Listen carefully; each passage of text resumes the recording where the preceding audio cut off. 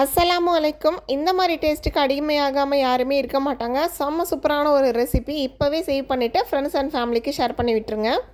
ஒரு பாத்திரம் எடுத்துக்கிட்டு ஒரு 4-5 ஸ்பூன் போல் நெய் சேர்த்துக்கோங்க. அது கூடவே கொஞ்சம் ரீஃபைண்ட் ஆயில் சேர்த்துருக்கேன். 3 பட்டை, 3 ஏலக்காய், 3 கிராம்பு, 2 நட்சத்திரப்பூ, 2 பச்சை மிளகாய், அப்புறம் 2 ஆனியனை இந்த மாதிரி நீல வாக்கில் ஸ்லைஸ் பண்ணி சேர்த்துருக்கேன்.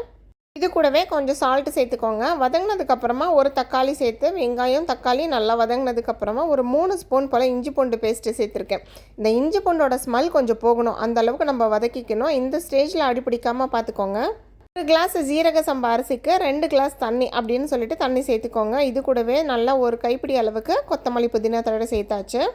தண்ணி நல்லா கொதிச்ச உடனே ஊற வச்சு வச்சுருக்க அரிசி சேர்த்துக்கோங்க. இந்த மாதிரி தண்ணி சாதம் ரெண்டுமே கலந்து வரணும். இந்த ஸ்டேஜில் தம்க்கு விட்டு ஒரு 15 நிமிஷம் கழிச்சு ஓப்பன் பண்ணிங்கன்னா ஆஹான்ட்டு ஒரு பலவு சாப்பாடு, மட்டன் குழம்பு, தால்ச்சா எல்லாம் போட்டு சாப்பிட்டு பாருங்கள், செம்மையாக இருக்கும்.